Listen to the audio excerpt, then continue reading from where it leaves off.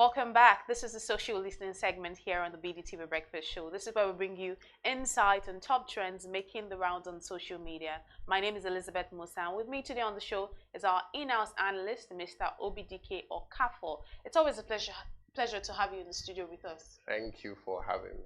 Great. How was your weekend? It was over the moon. Okay, what does that even mean? It means that I was able to rest and I was able to do stuff that I normally don't do on the weekend. Okay. And what are those things? Watch a movie. Right. I can't remember time, but most of the time weekends I'm working. And just have time with family to do family stuff that has nothing to do with work. I love that you had a very restful weekend. It sounds to me like a restful weekend, if you ask me. Weekends where you're able to watch movies, just do things that are away from work. For me, it's a restful weekend. Well, let's see what's making the conversation today on social listening. Now, the billionaire kidnapper Evans, as his lawyer statement in court, has generated widespread criticism and reactions across social media.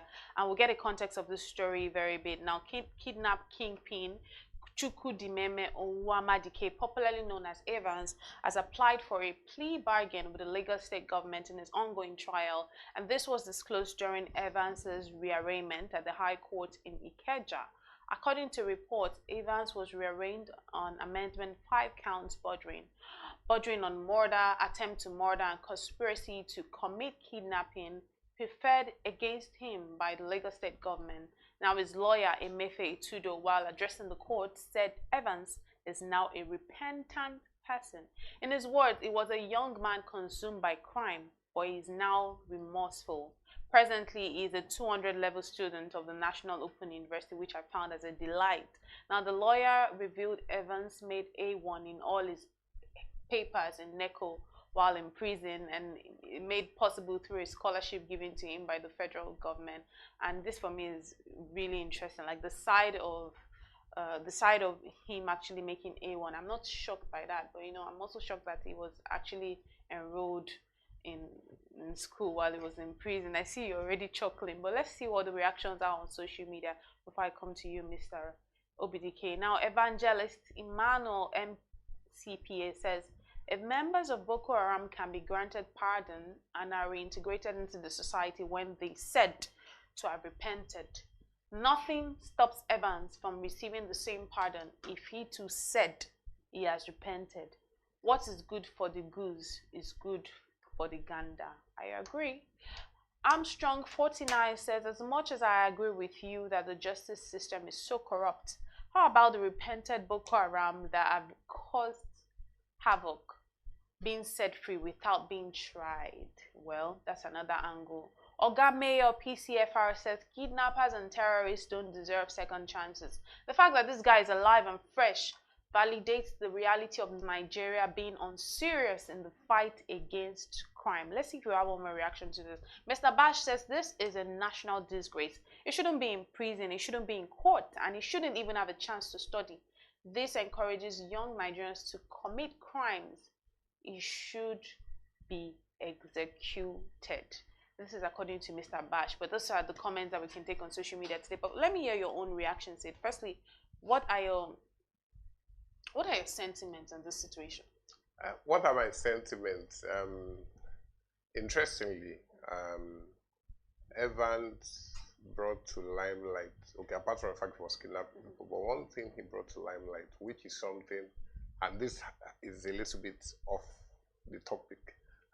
One thing he brought to limelight for me is, and it's something I've always suspected, but he confirmed it, that there are a lot of Igbo people who are very rich. When I mean very rich, I mean like down with the level rich, but you never know about them because they don't talk about it. And what Evans was able to do was use his intelligence. Evans shows that he's a very smart person. He has he's intelligent. It's just that some people use some of their intelligence for they become book smart and they do good things with their life. But he's using intelligence to do a lot of bad things like kidnapping and all of that.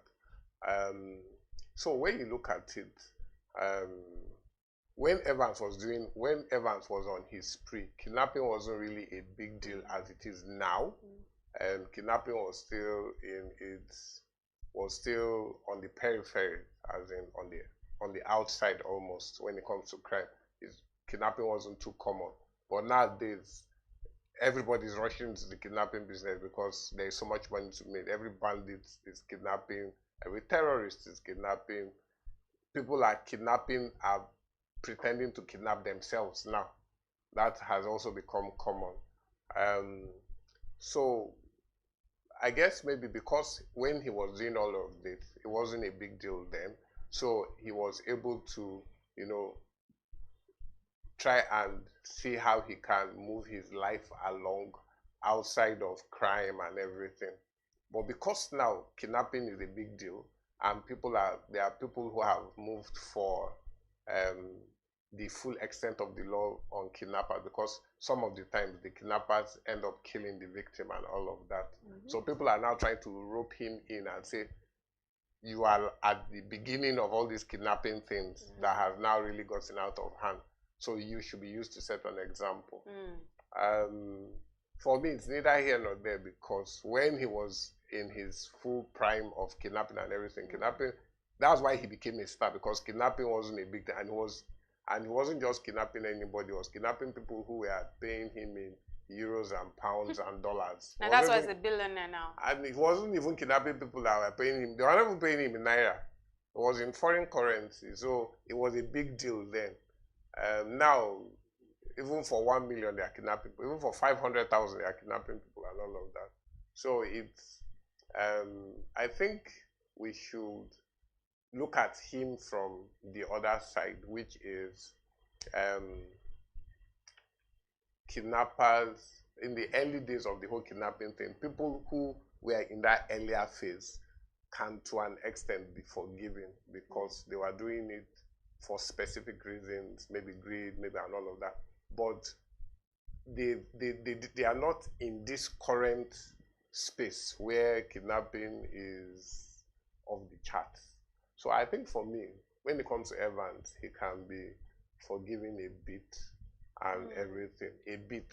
But he can be made an exception to the rule of current situations. But I still feel they should take the whole kidnapping thing, because it's getting out of hand.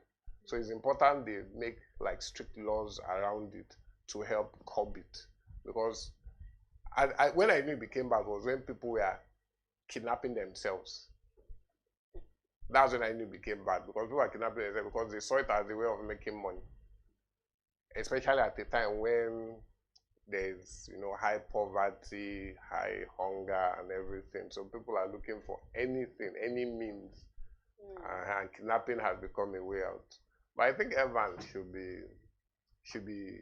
I think he's an intelligent man, and he had said to use intelligence for something useful. And that's why he's made A1 in all his papers. He's actually intelligent.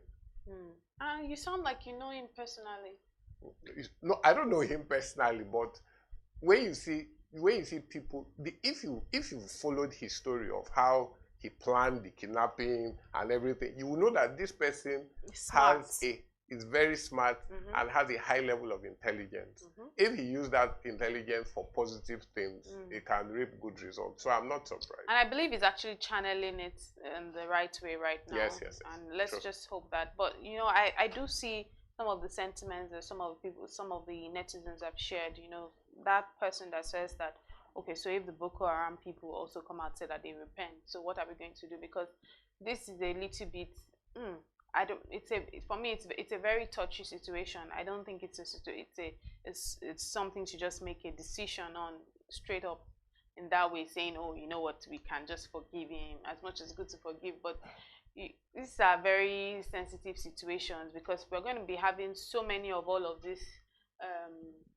We're going to be having different scenarios like this. So are we going to really be going about it this way? Like that person that says what is good for the goose is good for the gander. It's very correct. So I don't have a personal say on this matter, to be honest. I'll just leave it at that. But thank you very much, Mr. Onwuamadike, for sharing your time with us this morning on Social Listening segment. It's always a delight speaking with you. This is as much as we can take this morning, but we will be bringing you more stories soon. Tuesday, Wednesday, more stories on Social Listening segment. Stay with us for more.